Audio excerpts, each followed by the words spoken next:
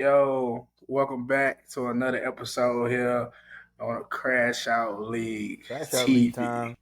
Come on now. You know you with your host, A-Dub, and I'm with my partner in crime, Manny. Yes, Y'all know sir. how that go. Today, we got a lot of things in store for you. We're Oh, hyped definitely. about it. Oh, We're yeah. excited about it. We're going to tell you updates, what's happening in the league, what's going on in our fantasy league and the NFL. We're going to tell you things that's going on between coaches. We're going to let you in on a little thing that we call upsets and wins this week. Ooh. You know what I mean? Now that Yeah. we in week two and Yeah. people done played their games and we had winners and losers, now we are at the point where we could say who are winners and who are losers. But we're Oh, going to yeah. get into that. Yeah, We're going yeah, to get yeah, all the yeah. way Oh, into that. absolutely. Yep. You know what I mean? So let's go ahead, dive into our first segment, where we go over everything that happened the previous week. All right. So let's talk about our first segment, which is fantasy recap. Yep. Fantasy recap, we finna just show you guys a couple of the games that went down last week. Let me go ahead and pull that up for you guys. Let's do it, man. Let's do it. Here we Along with a lot go. of fantasy recaps, there they are. Oh, yeah. All right, so Manny, I'm gonna let you go ahead and take hold of Yep. this. Let us know what stands out to you, what you want to talk about. Let's get into it. Yeah, definitely. So, obviously, biggest scorer of the week is Mills Mafia putting up a whopping 150. He got himself Mm-hmm. Patrick Mahomes. He's got himself Hall. Stevenson Mm-hmm. put up some great numbers. And a special shout out to that Bears defense putting in the work and giving Caleb Williams his first win of his career. That one, definitely a big pickup. We talked to him, and we'll talk to him a little bit more. We talked to him before, and he said that he really likes the Bears defense. Thinks that they have some good matchups coming up. So he'll definitely try to see what that looks like as the weeks start to progress. But a lot of really good fantasy games that we had. One big thing for sure, though, is we got to talk about player performances, and Mm. I would have to say, bust of the week overall as a position goes to the tight end room. I mean, Yes, sir. this was a horrible week for tight ends. I mean, Travis Kelce didn't even didn't hit double digits, definitely. Neither did Mark Andrews. Neither did Sam Laporta, I don't believe. I mean, there were so many big time tight ends that so many people took in early rounds that just didn't live up to the hype this week. That definitely what I would have to say is bust of the week, and it's just the tight end room as a whole. I mean, my goodness, that one for sure was a big time to look at, big time thing to look at, because we say that there's not much room between the top 3 or 4 guys, but then after that, there's just a big gap. And right now, it just seems like everybody's starting from the bottom. So, I mean, we'll see how this next week treats the tight ends. Hopefully, they'll be able to put up a lot more points. Hopefully, they'll be able to really start going well. But man, that one was rough for sure. And then, I mean, listen, you got to talk injuries, right? You got to talk Mm-hmm. injuries as there's a lot going on. But the biggest one of them all is CMC, declared day to day by his head coach, Coach Shanahan. He has Achilles tendonitis is what they're claiming to be right now. So his diagnosis is day to day. So I mean, again, this is a huge blow because you really got to understand that this guy was taken second and first in almost every draft. I mean, so many people took CMC either first or second, and for him not to be able to play, especially on Monday night when some people probably needed that 25 that he was projected to get, yeah, I mean, that one's a big one. And then also, since we are in a PPR league, you got to talk about Puka Nacua going out with an injury. Um, so look, maybe Cooper Kupp, next man up, could return to his Triple Crown winner form. That could be Love very it. exciting for him. Love Um, it. but definitely two big time injuries for two big time players. We'll see how they progress. It seems like Puka Nakua is out for a longer time than what CMC could be, as CMC's listed day to day. If he feels great that week, then he might play. If he's not, then yeah, be ready to hope that both of your running backs should probably put up the numbers that he's projected to get. So a lot of fantasy stuff going on, a lot of great games in our league, but certainly, I mean, we got to talk about these injuries because they affect everybody as a whole. Well, I'm gonna go ahead and hop in with you just to recap on some things that you said. Let's go ahead and start off back at the top when we was talking about no other than the defending champion who put up 150 points this past week. If we go back to that screen right there and we see the matchups for week one, he put up 150 points, and if everybody's paying attention closely, that was the highest points put up in the crash Yeah, out league. Now, yeah, coach, Manny, I bring this up because recently in a previous episode, this was the organization that you gave an F to. You couldn't see a combination where this coach could get a win week by week. I just wanted to give a get a quick response on how you feeling right, based off what this coach was able to do after you giving him an F last week. right. Listen, all right. Biggest thing is to admit that for this week I was wrong. Yes, absolutely.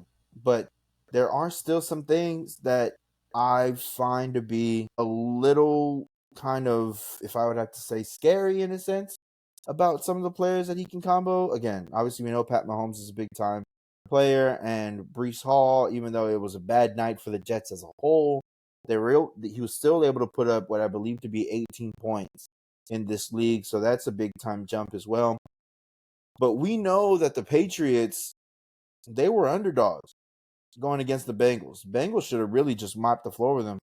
But Mm-hmm. that's a team that's dysfunctional in itself. I mean, Case returned just recently to the team, and Higgins as well returned recently to the team. So that on the offensive side is starting to cause some confusion, and I think that bleeds over to the defense. Look, I truly respect Coach Barlow, and I think he does a great job, and I think he's going to have a great season. But there are certainly some things that you got to wonder: is this the first week? And you're able to really put up some huge numbers and things like that, or can this be sustained through different kind of combinations and things like that? We'll certainly see when bye weeks start getting to be a thing. That's going to start adding another element of difficulty to this entire league. But when bye weeks start being implemented, we'll see what the combinations look like there. But end of the day, yes, I understand. I ended up giving him an F. Uh, and that's the grade that I end up sticking by. Look, people were wrong about Josh Allen, when he was in the league, and so many other scouts are wrong about players when they're in the NFL draft process. So I do think that he'll have a great season. I do think that he'll have a good time. But as a repeat of the championship, which is the expectation that I hold Mm-hmm. him to, it might just be a little bit more difficult than it was last year. All right, let's go ahead and dive into Let's do it. team of the week Yep. from the previous week. We're going ahead and show everybody on the Yep. screen what we Put it had. up. Last week we had team running back coached by Coach Jay Gibb, a veteran, versus team shake and bake coached by Coach Embiid, a Yeah. rookie. Now, we both went, I believe, the same route Yeah. picking Coach We Jay both Gibb. called this. We both called this game of the week, and I think we both called Jay Gibb on the win.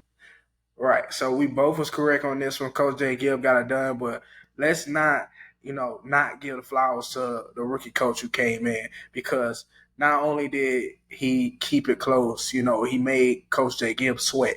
He definitely had him watching every game all the way up to Monday. You got to coach, you know, on the wire, on the edge, if Right. they're still watching games all the way up to Monday. Right. Right. So this coach went down swinging. I can only respect it with his big time players like Saquon Barkley, who went for 33 points that Friday against the Yep. Packers. Yep. You had CJ Stroud, who put up decent points, which was 18. Yep. And then, therefore, and so on, everybody else did their job to try to figure out a way to get it done. Now, what I like to bring up, you see how it was roughly a 12-point differential Right. right there. Right. I just want to point out to this coach, he's tuning in and everything, something that could have been differently, something that, that was brought up. You got Singletary right here, running back from the Giants, who only gave you 9 points in your flex, a Right. running back. Right. When you had Xavier Worthy, who went for 20. Now, some people like, well, you never know. He's a rookie. How was he supposed to know? If he would have stayed tuned in to the networks that's going on around, he would have saw the reports. Hollywood went down. That means either Rashid or Worthy had to step up, have a big night, and they both did. So Yeah. if he would have plugged them in, maybe he would have saw a different result. Yeah. And I think one thing that you mentioned is both Rashid Rice and Xavier Worthy had big nights, and that's because Rashid Rice is able to really work well in that slot part of the offense where the Mm-hmm. ball's coming out quick and he's able to kind of scramble for a couple more yards. So that gives him some points as that is a reliable target for Patrick Mahomes. But if you notice, the stat line for Xavier Worthy is both as in the running game and in the passing game. 1 carry, 21 yards, and a tutty. Mind you, his first touch in the NFL goes for a 21-yard touchdown, and then goes 2 for 3 on receptions, 47-yarder, and 1 touchdown. Whether he's getting more targets or not, I don't think that's really the case with Xavier Worthy. I think it's can he catch the deep ball because that's what they're going to use him for. I really think he ends up becoming that deep threat that maybe is a little bit less versatile than Tyreek Hill, just because Tyreek Hill could line up in the slot as well, and he wasn't a true kind of X out there. Whereas to me, it seems like Xavier Worthy is a little bit more of a lengthy guy, a little bit more of a stocky guy, so he has that kind of length to him. But Mm-hmm. I truly do believe that Xavier Worthy is going to continue to grow in this offense. And I think we're going to continue to see performances like this from him. I understand you might not have wanted to go with the rookie on opening night, especially. But hey, hindsight is 2020, right? At the end of the day, you played with the people that you got. Your record is what it is now. But certainly Xavier Worthy could be a big time player later on down the stretch, and certainly could have given him the win in this one. Definitely. So shout out to you two coaches who was a part of Game of the Week. Put You up great games. definitely Yep. showed us a great game. We are very happy with our pick this week, and y'all showed us that anything can happen in a crash out league. It could come down to one simple decision that could either cost you or win you the week that week. So appreciate y'all for being Game of the Week, and shout out to Coach J Gill, a veteran, getting it done, putting the right guys in Getting the to win. Yep. help him secure that win.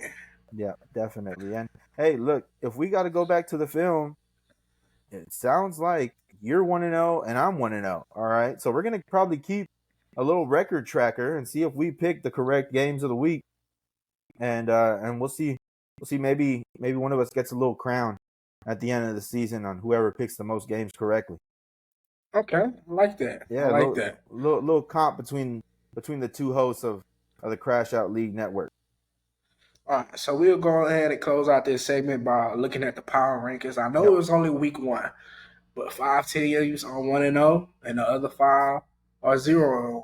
So let's go ahead and check that out real Yeah, quick so let's take a everybody look. can see what's going on Pop it up. in the league.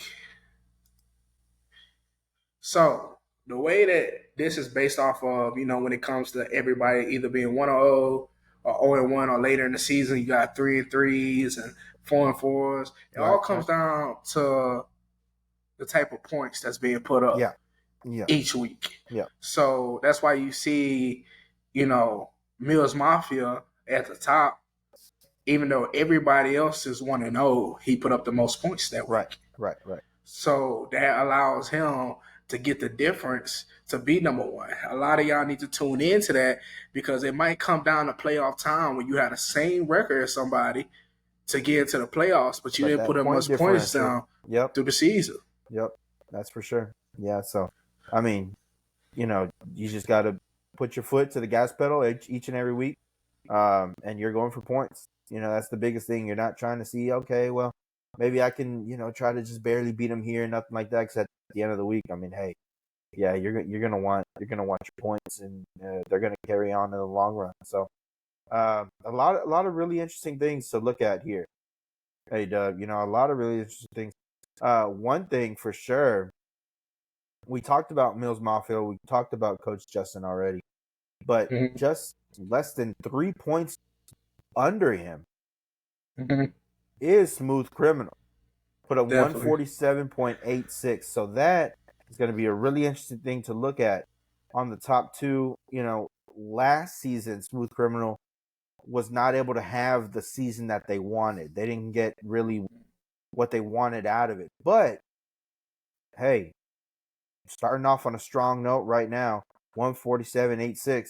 That is a big time score. And then obviously we look at the top, and now you got to look at the bottom, right? Mm-hmm. Unfortunately, now you got to look at the bottom, and I think this is the classic case of it's injuries. That's the biggest thing.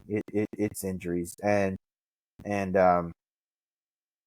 Team DMV, they got plagued with them. Puka Nakua, Christian McCaffrey, just out. And the McCaffrey one hurts more because that was a game time decision, Right. and it's on Monday night, so On you Monday got night. you got nothing else to do, You either and take that risk and take him out Sunday or games before, right, or you take that risk and leave him in, which is right, quite unfortunate for coach. right. And see, and all the reports leading up to the game, leading up to Monday night, really was, hey, he's fine. He's fine. He should be good to go. He looks great, yada yada. And then I guess pregame warmups maybe happen or something like that, or he woke up and he's like, this feels bad. This feels really bad. And so, yeah. So I mean, a real shout out to Coach DMV, or Coach Matt and his DMV team. It's really difficult to see that so many injuries are plaguing him, but that's the way fantasy works, right? That's the way the Crash Out League works. You just got to roll with it, and you got to move on to the next one. Yeah. Speaking of, unfortunate events and a coach that has to roll with the punches and move on, forget it in hindsight 2020, like you said. Let's go ahead and bring in a coach who very much needs that type of advice and stuff to continue to go on here in the season with us. Let's go ahead and welcome in Coach Priest right here. Welcome to the show, Coach. Welcome in, Coach. Thank you so much What's for being good, here y'all? What's today. good, y'all? We appreciate you Appreciate you. tuning in to the Yeah. show. Yes, sir. Thank you for Join having in me. with us. Most definitely, most definitely. We just gonna get straight to it with you, Coach. Started off not too well. Started off 0-1. Give us your fresh thoughts off of week one here in the Crash Out League. Yeah, so week one in the Crash Out League, you can never expect too much. You can't really have too high hopes for anything because anything can change in a matter of seconds. I'm telling you, this week we was heavy going into it. I was happy with the draft, proud of the people I made, got on my squad, came in excited week one, and then I had the backups doing better than the starters. Yeah, we pissed right down our leg week one, man. We got to get back to it, reevaluate some people, move some stuff around, and yeah, I think we'd be good.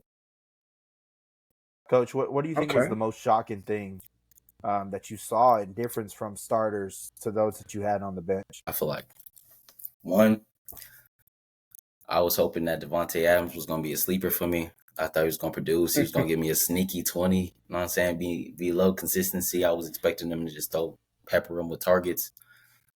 Didn't happen for me. And then Jaden Reed, wow. Pick it right where he left off last year. I had him 33 points. 33 points against 33 that points, Philly Coach. defense. Against that Philly 33 defense. points.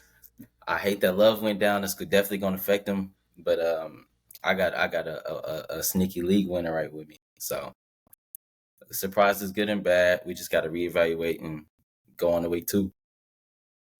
Okay, so you bring up Reed. You know, he had a big game for you on your bench, put up Mm-hmm. over 30 points.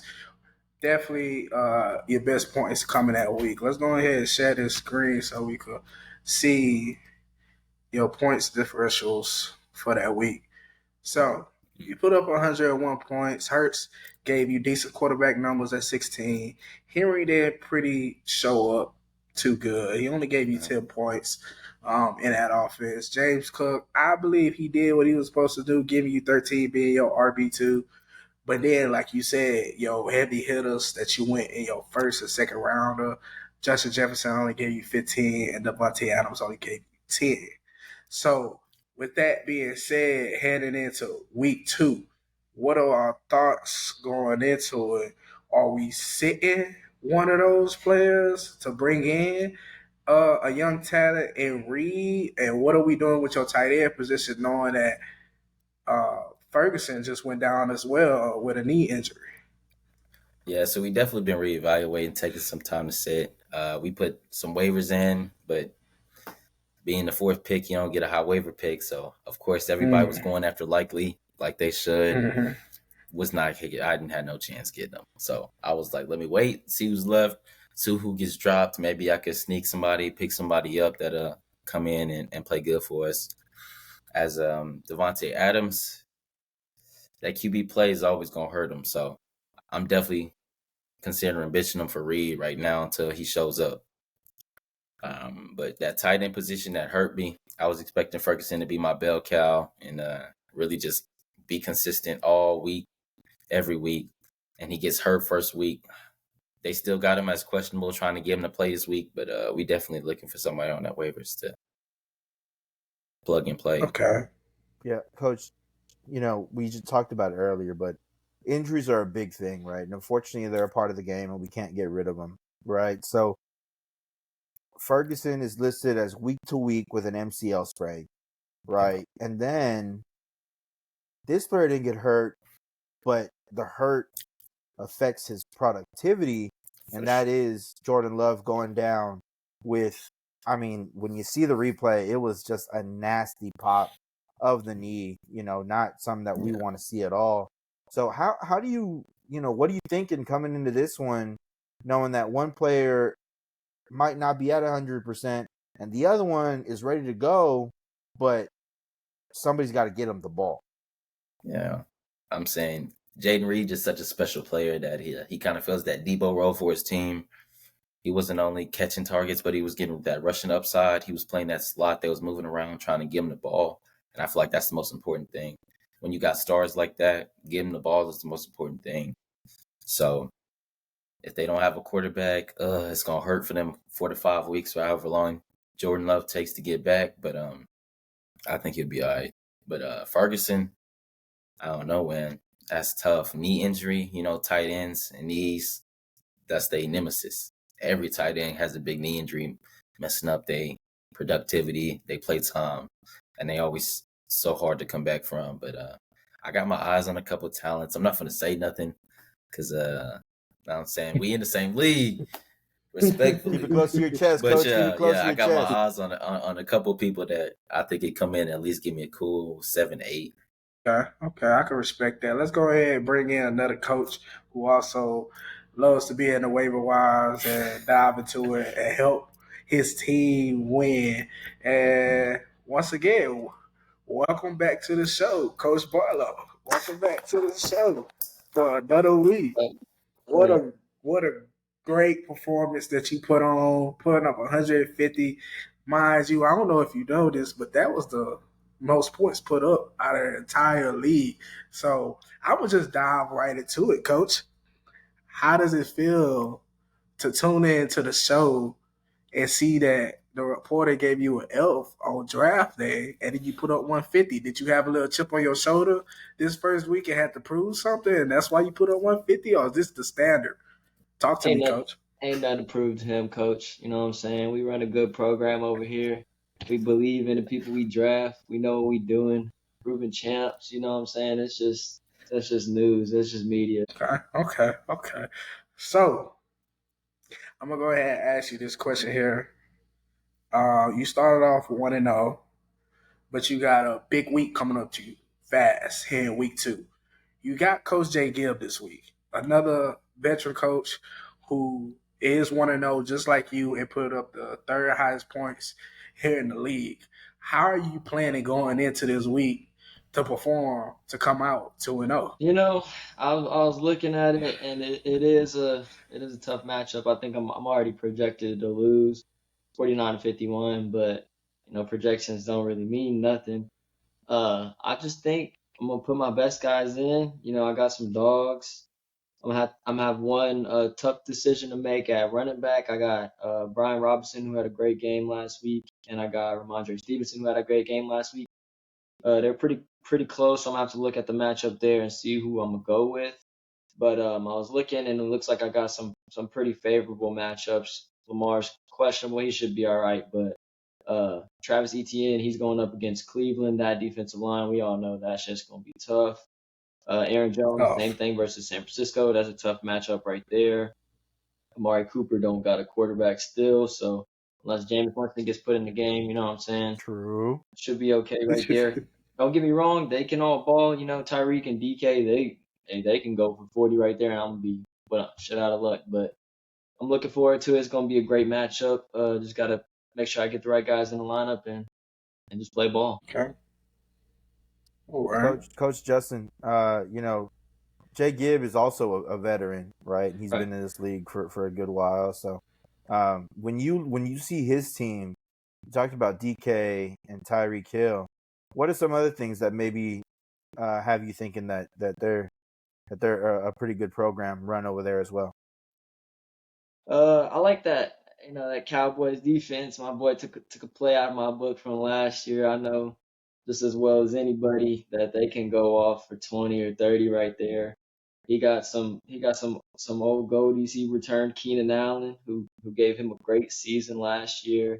He picked up a hell of a tight end in Kelsey. He got an elite quarterback. Like he has a good team, solid team. So props to him on that. It's gonna be a tough matchup, but it's two veteran coaches going at it. I mean, what more can you ask for?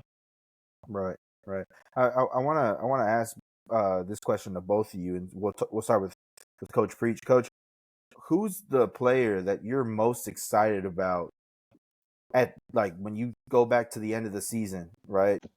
What player are you like, man, this guy's going to be really exciting to watch, and I know that as the season gets going, he's really going to start putting up some points for me. That was a tough one.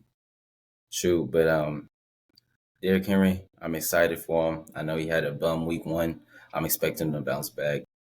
All that goal line carries, rushing upside, that's what I need. I know his 160, 200 rushing yard days are past, but I know he's still going to put up points and be fantasy viable for me. I draft him as my RB1, and I believe in him. Coach Justin, what about you? What are you thinking? Who am I most excited about? Yeah, for when you look back at the end of the season, or just might not be a superstar in a sense of he's a big time name, but just somebody that you're really excited to have on your team that you know is going to get going as soon as the season does. As the season goes on, I'm really looking forward to JSN taking off this year. He was one of my sleeper picks, second year wide receiver.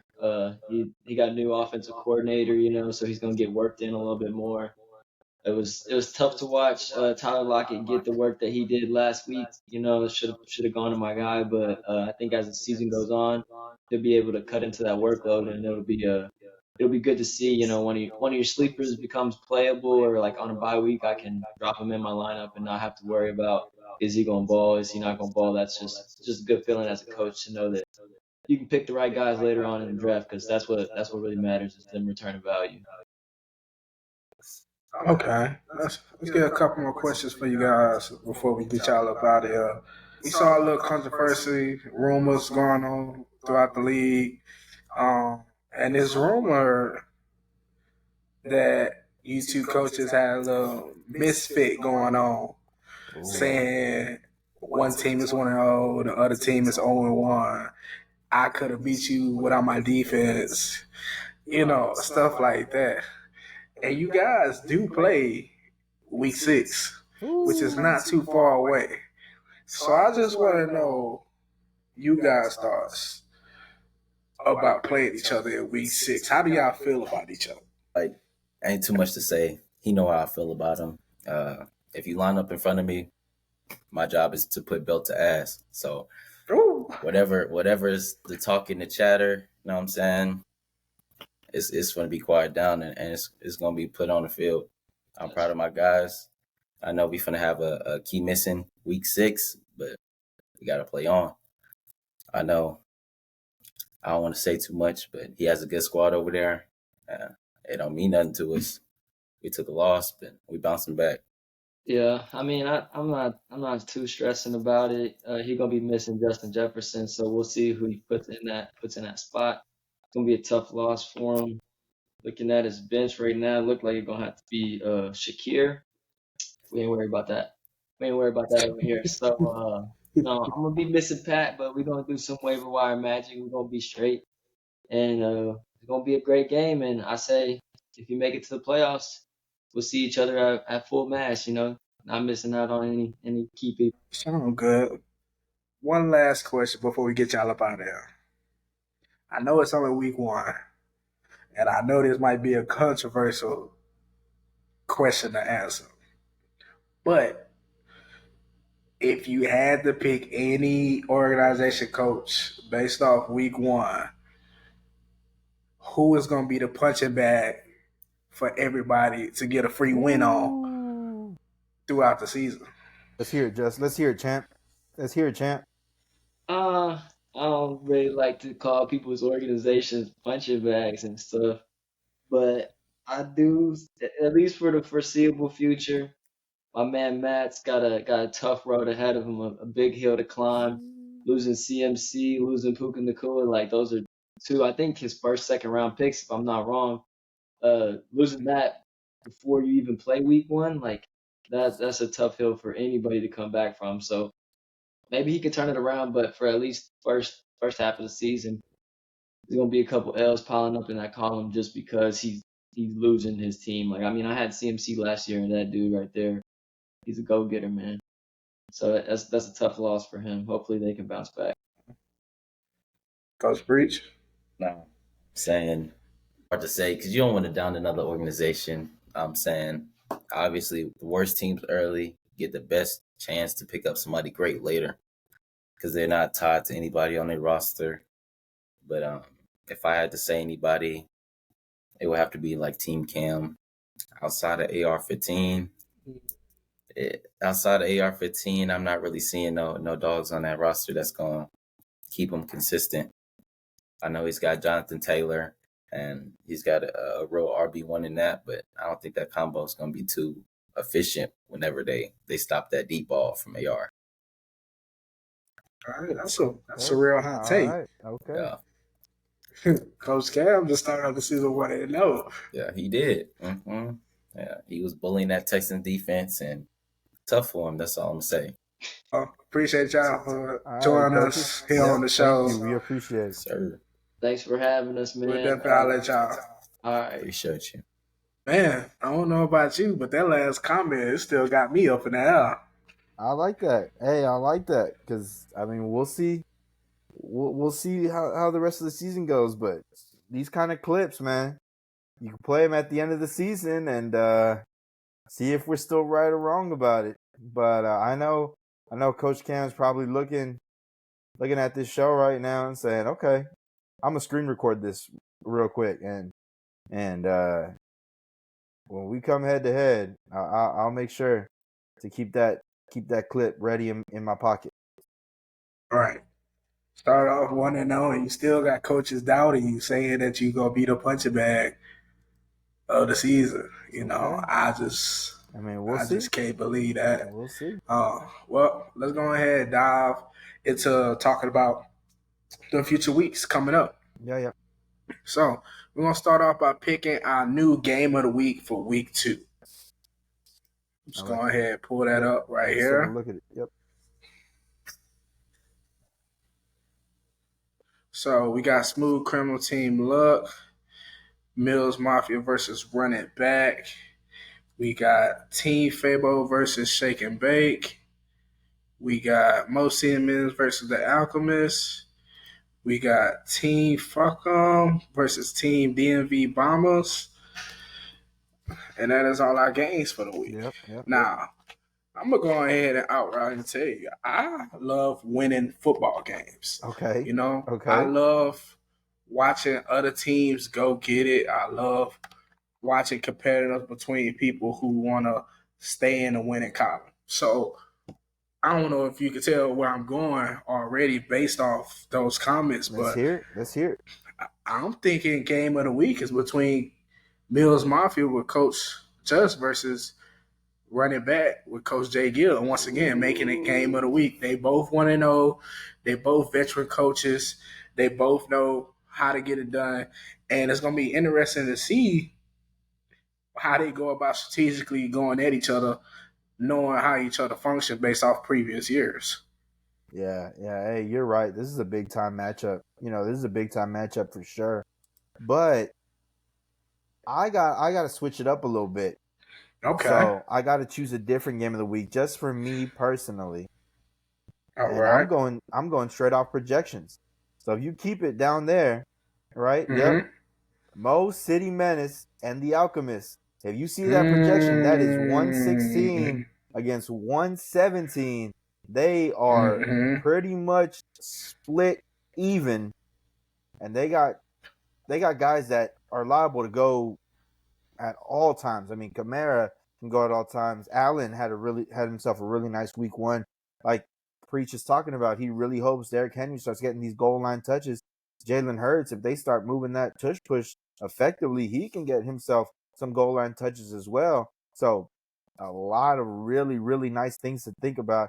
And so, Coach, or A-Dub, since we have ourselves two different game of the weeks, I think we choose our winners for either one. So now we got two games on the line for the record. Okay, I like that. Let's go ahead and we can start off right here. Ooh. Mo City Menace. Yeah. Versus the Alchemist. Yeah. You want to start it off, or since this is my choice, I think I'll start it off. Okay. And you know what? Oh man, because you're looking and there's certainly some things that could go either way with it. And again, this is a real difficult pick, but I think I'm gonna have to go with Coach Mike. I think I have to go with Coach Mike here. I think he improves to 2-0. I think unfortunately, Coach Preach goes down to 0-2. Again, it's not how you start the race. It's definitely about how you finish it.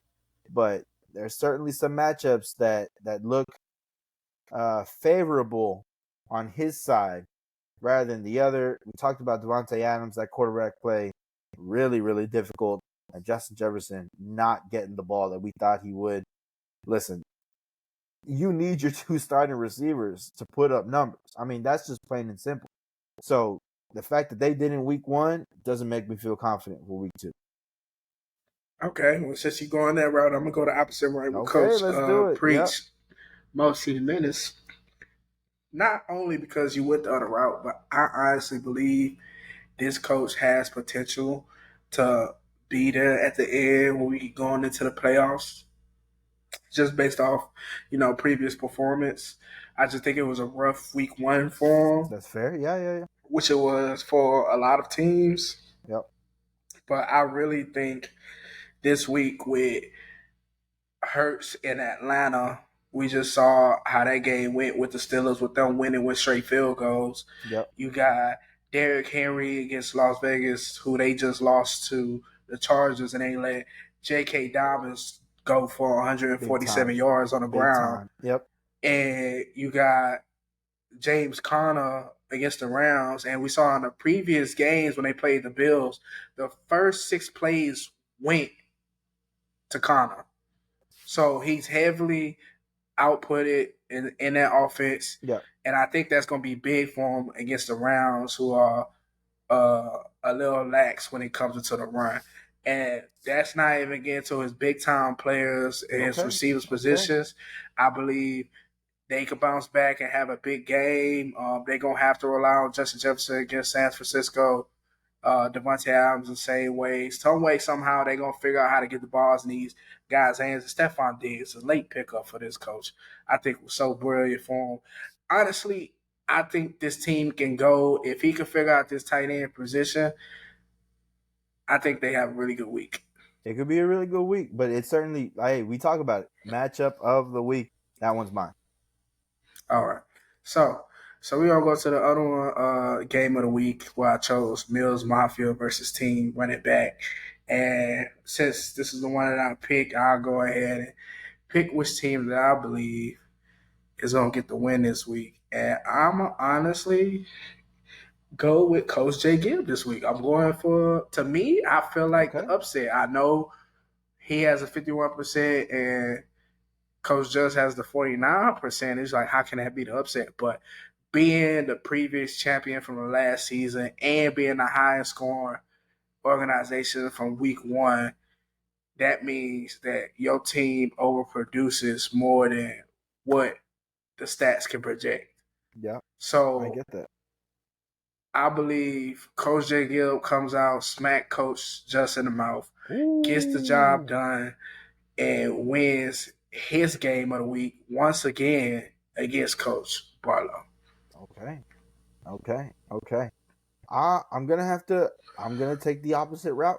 I'm gonna take the opposite route from you. I like that. I like I'm that. gonna take Coach Justin in this one. The fact that Lamar Jackson is questionable, not a great feeling, right Mm-hmm. now. Um, you want to have your guys healthy. Patrick Mahomes is going against Cincinnati. We talked about Cincinnati earlier in the show. They're having all kinds of just kind of distresses and mess ups and just a lot of question marks right now as that team coming off of a big time loss. One of two things happens. Either that team coming off of a big time upset loss bounces back even stronger and now we see them as they are, or they continue to fall further and further and further from grace. I think they might end up falling further and further from grace, especially because they have to travel to Arrowhead and take on Patrick Mahomes and that Kansas City offense in Arrowhead. So that one's going to be really, really difficult. We talked about A.J. Brown being a really good player. I think he'll develop more as they go and he'll start getting a lot more touches and just kind of be that big, X receiver down the field, go get it type of guy. Um, and yeah, alongside, there's a lot of other kind of little matchups that I like. Collins certainly, Diggs and Dell take away some attention, so I think he'll be able to get his sneaky fair share of targets.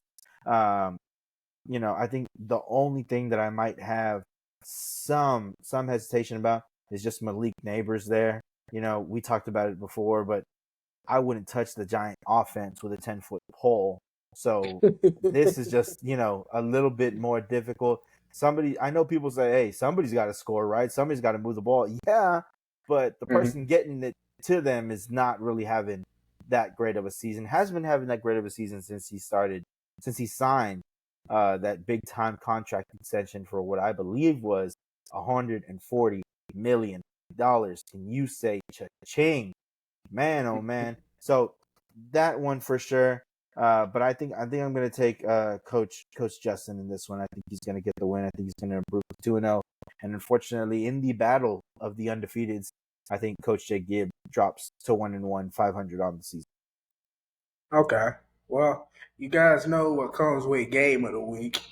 Since we're in week two, we gotta pick a game between the two organizations for upset of the week. Okay. Like I said, it's only week two, so you got above 500 and below 500 only right now. Yep. So let's go ahead and pick a game. See who do we think could shock and get them a sneaky win this week and get them out of the hole to get them at 500.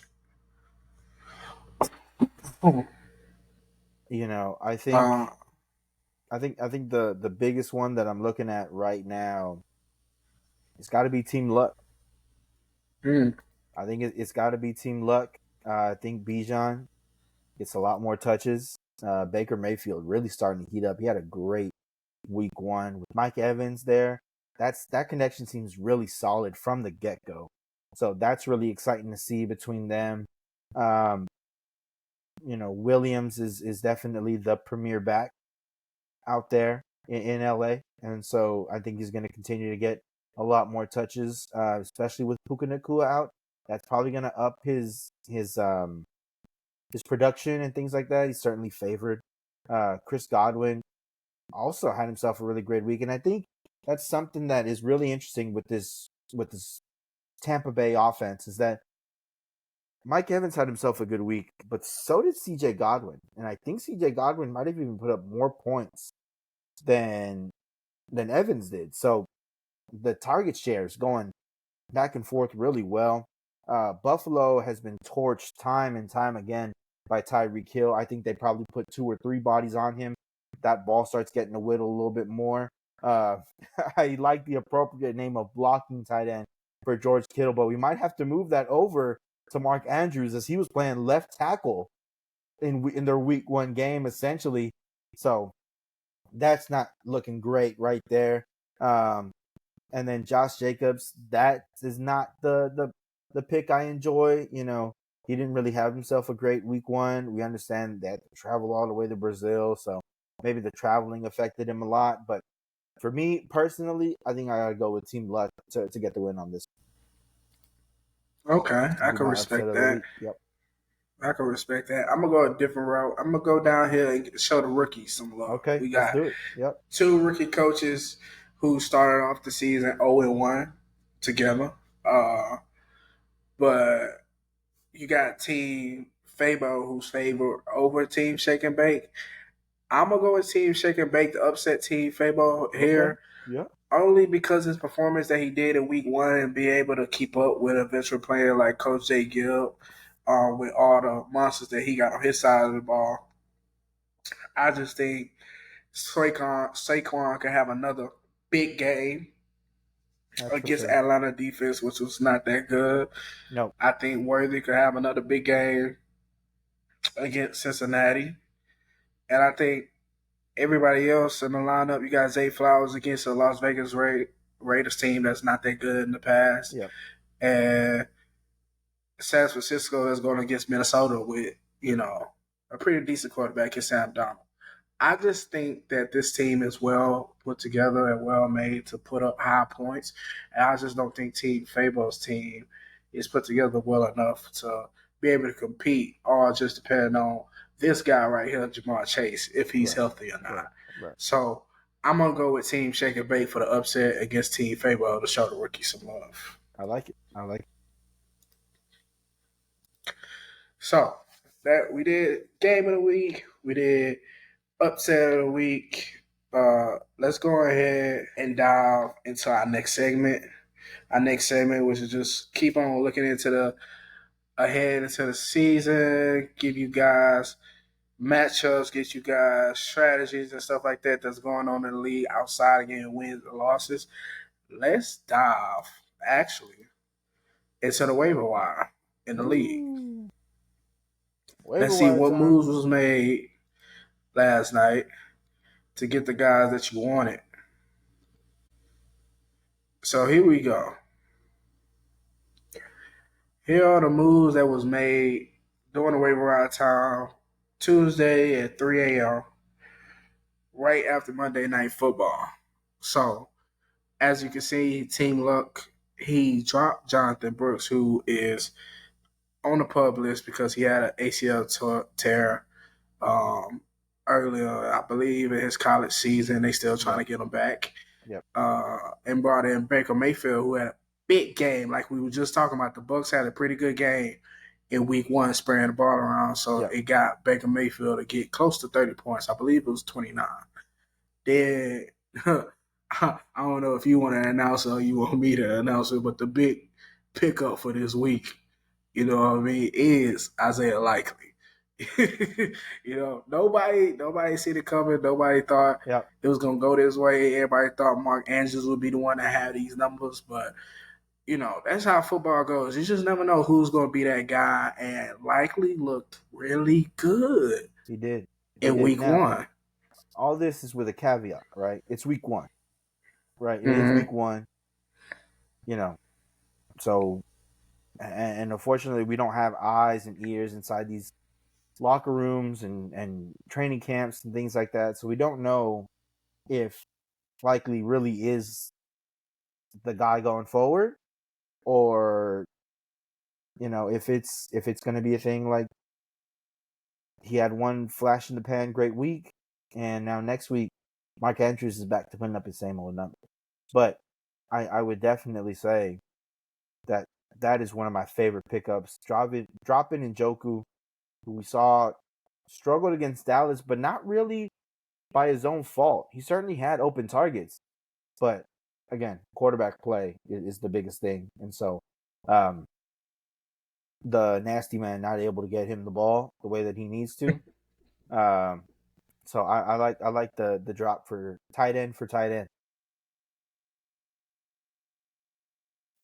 Okay. And just to announce the last two, J.K. Dobbins, who, like I said, went for 147 yards. So it's pretty significant. And it's pretty set in stone that he's RB1 for the Chargers. So definitely. a lot of guys start picking him up. He dropped Cortland Sutton for that. And T. Furbo also picked up the Chargers defense, I believe, if I'm reading that correctly. Yep, and dropped the Seahawks. Yep. Not too sure who they play this week and what makes them think that they're going to perform, but those are your waiver wire pickups here in the Crash Out League. Yeah. Now, there was other moves that was made after the waiver wire, but we could get to that another time. We've been talking a lot about what's going on in the league, what's going on in the Crash Out League, reporting everything. Let's step outside of that and let's just talk football real quick. I love it. Let's just talk football real quick. We got some big games going on this week. And one of those games is this Thursday. And that's the Bills versus Dolphins. Yeah. So let's just go ahead and talk about our thoughts of wins, losses, who we think is going to be a big-time player to get a team a win, whatever thoughts come to mind. Let's go ahead. Let's talk football. Yeah, definitely. I love it, Coach. Hey, football's back, right? That's the most thing that we're excited about. 7 hours of commercial-free football, like it said, on the red zone, it's great. And so certainly one of the biggest things about this Dolphins Bills matchup is the fact that they're in Miami. In the playoffs last year, we saw that when they traveled to a much colder temperature, which was Kansas City, they were a completely different team. It was night and day difference. And so you're getting Buffalo at home early in the season. It's your nice, warm home climate that you feel so excited to play in. I like the Dolphins in this one. I really do. I like the Dolphins in this one. I think Josh Allen can only carry the Bills so far because, again, who's Josh Allen going to throw it to? Josh Allen can put up 30 points every week, but they need to win, right? And against a very young, inexperienced Arizona team, they were able to pick up the win.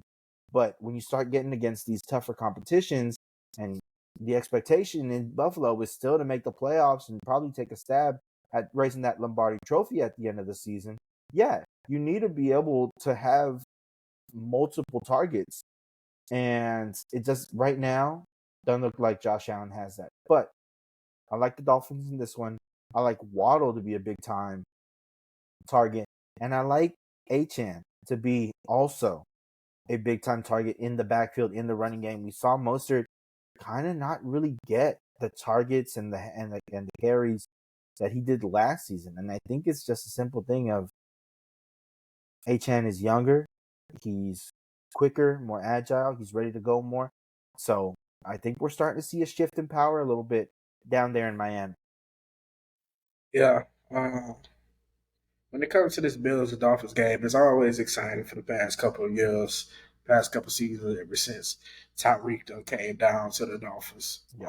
Always a dynamic game, always competitive. But like you said, the big difference between this year and the previous seasons, Josh Allen has no weapons. Yeah. He hasn't really decided who's going to be his wide receiver one go-to Right. person Right. when I need the first down. He pretty much spread the ball out when he could, and when he couldn't, he tucked it and he ran like he always does, like he been doing this whole season, known for it. And he had a hell of a game last week. You know, he was the top performer in fantasy football when it Yeah. comes to quarterback based Right. off his play. But I just honestly think that the Dolphins' defense is different Yeah. than what the Bills faced in week one. Yeah. I think the Dolphins' defense is going to be a big difference when it comes to this game. Obviously, the Bills has a pretty sturdy defense, but losing key pieces uh, based off last season, I think that's going to hurt them.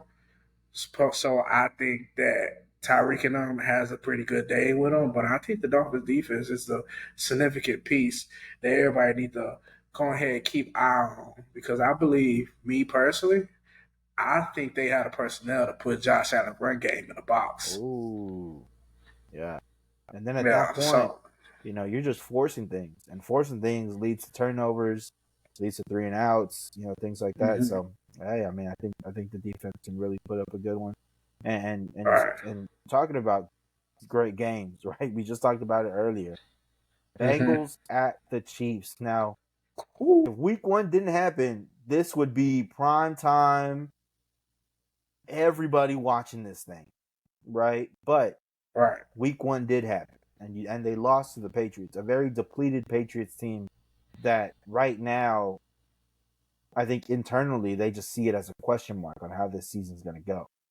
But Mm-hmm. we're talking about the Bengals, and they lost to New England at home or away on the road, and now they have to go on the road again and face the reigning, defending, undisputed champions of the world, and it's the Chiefs.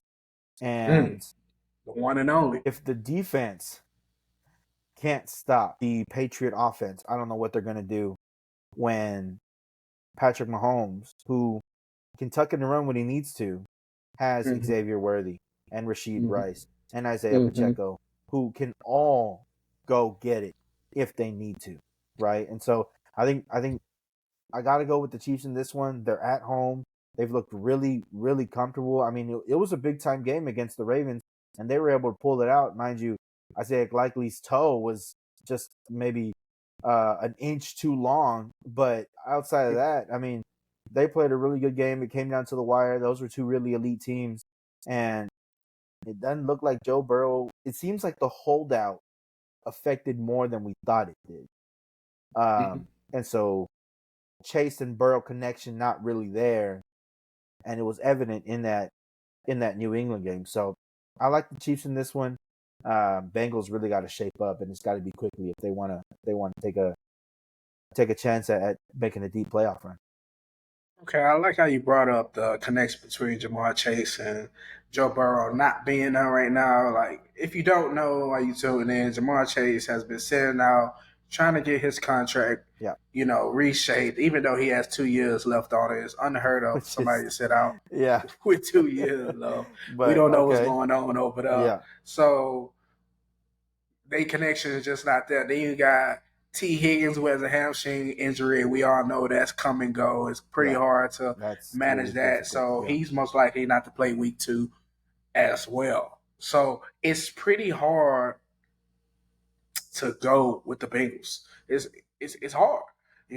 They don't really have the best defense that you just when you think of great right, defenses in the league to help them win games. Like right. they're not quote unquote. If I had to pull a team, the Steelers. The Steelers has been getting it done for the past previous season, even with quarterback trouble and Shout not out to having a Coach high Tomlin. power Yep, offense. They had a high power defense. They will hold teams to under 20 points and score on defense as well, and that helped them win.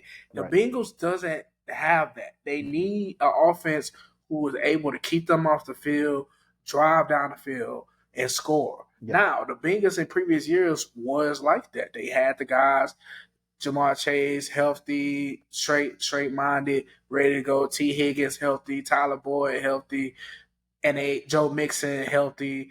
Now they missing two of those guys based off being on other teams and one guy being injured and the other guy being hurt about his contract. I think everybody mind is on something else other than football over there. Yeah. Coach, it feels like they're missing all four guys. You know what I mean? They're not just missing the two. Yeah, the two aren't there physically, but the other two aren't there either. You know, whether it's mental or it is physical. And again, I mean, injuries happen, and if we could get rid of them somehow, some way, God, that'd be great. But unfortunately, it's the human body, you know, and that hamstring, like you say, is touch and go, and so you can never really say, "Hey, I'm 100%," unless you take 2, maybe even 3 weeks off. But again, at that point, you don't want to take 2 or 3 weeks off because if I'm T. Higgins, I understand my quarterback is struggling right now a little bit. And the one thing that I've always been told is a tight end is a quarterback's favorite target, right? Because it's short, it's reliable, it's going to get you down the field, and it's strong hands to secure the catch, right? And so, you know, again, if I'm T. Higgins, I'm saying, look, I understand my quarterback is an elite quarterback in this league. Our wide receiver one is not really here right now because he's still having that contract dispute. And I think it leaves a sour taste in everybody's mouth. So, again, it feels like all four of them aren't there. Yeah, I agree with you. That's why I can't go with the Bengals as much as I would love to bet on the Joe Burrow and Jamar Chase connection. It's just I don't see it at all. Like it's not even 1% there right now. So I'm gonna go with the Chiefs as well since they looked really good against the Raiders. Now, for our last game that we're gonna bring up and we're gonna talk about to end off on the show here is two up and coming organizations who played really well last season, fought their way through the playoffs. One of them surprisingly making it all the way to the NFC Championship, and another one surprisingly just making it to the playoffs again, the playoff win. We got Lions versus Bucks. Big time. Big time Great game right there. Bucks just came off a hell of a week one. Showing off their high power offense, elite defense. Lions once again squeaking out a win against the LA Rams, showing their toughness and be able to get down to the point when it's time to get the win. They know how to get a win. It's pretty tough for me to choose a side when it comes to these two teams, but I'm gonna go ahead and let my bias come into it as a Green Bay Packer fan, and I'm gonna ride with the Buccaneers. Cause forget Detroit, you know what I mean? I don't think they can get it done. I think the Bucks shock a lot of people. I'm thinking people thinking the Bucks is a very good team, but if I had to pick a differential of who's picking who, I think a lot of people's going 70% Lions, 30% Bucks. Now I'm a big defensive guy. I always been. If you know me, I'm big on defense because defense is win you championship. And I like the Buccaneers defense a lot more than I do the Lions defense. So let's go Bucks. Let's go Tampa. I'm a new Florida resident. Let's get it done. Wow. That was green is the color of jealousy, folks. Green is the color of jealousy. That is what A-Dub is feeling right now. Seeing these Lions go from here and the Packers just belt to ass every year. Every year. Yeah. And now they have completely rebuilt their squad and have now become a premier team in this league. Huge shout out to Dan Campbell. I love what he's doing over there. I mean, he has their guys ready to get into a dogfight each and every week. Respect that, coach. Huge respect to Coach Dan Campbell. Now, the day that the Bears get it together, I don't think we'll see A-Dub on a show. It might just be me. I might just be talking to y'all. Now you just wishing to the stars at this point. Now you just wishing to the stars. But I will say, this game comes down to the boys in the trenches. That is where this game comes down to. Offensive line and defensive line, who's going to be able to perform better? We understand that Penei Sewell on the Lions is a premier tackle in this league. He's a great player that any team would be lucky to feature on their offensive line. And on the defensive line for the Lions, you have Aiden Hutchinson, who is a very scary defensive end. So again, this one comes down to who can perform better in the trenches. I think for right now, it's the Lions. And I'm going to take the Lions in this because the Lions perform better in the trenches than the Bucks do. You know, they're not the same team than when Brady was there, right? And so there's some changes, there's some getting used to things. There's still some growth to happen with this team. I think the Lions are ready to win now. I think they're looking to win now because soon enough contracts are going to come up and they got to pay some people some big money if they want to keep this team intact. So I'm going to have to go with the Lions on this one. I think they take the win over the Bucks just by a little bit. It'll be another dogfight like they just had with the Rams, but we'll see how this one goes. I'm going to take the Lions. Okay, so I guess that's where we split our ways. That's where we split. You know what I mean?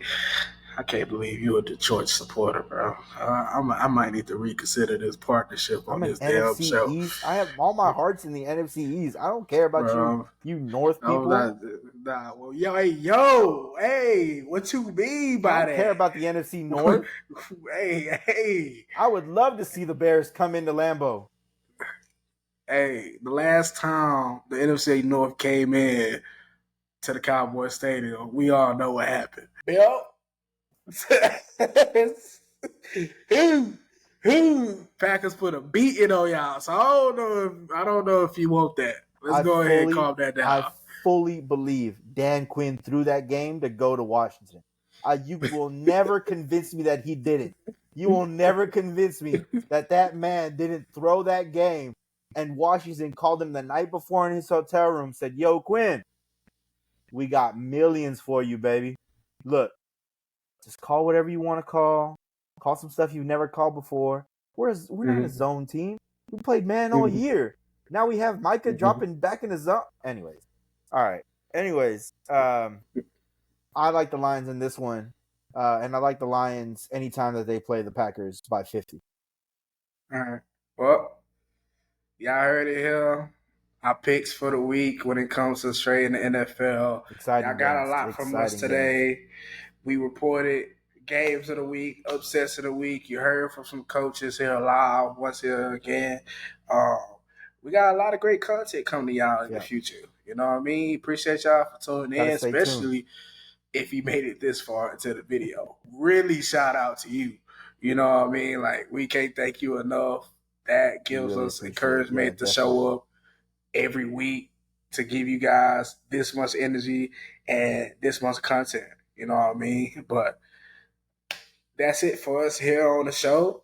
Man, you got anything left for us to say to the guests? Hey, really appreciate you guys being here. Shout out to the coaches that were able to join us this week. We really appreciate you guys taking time out of your day and talk some fantasy football with us.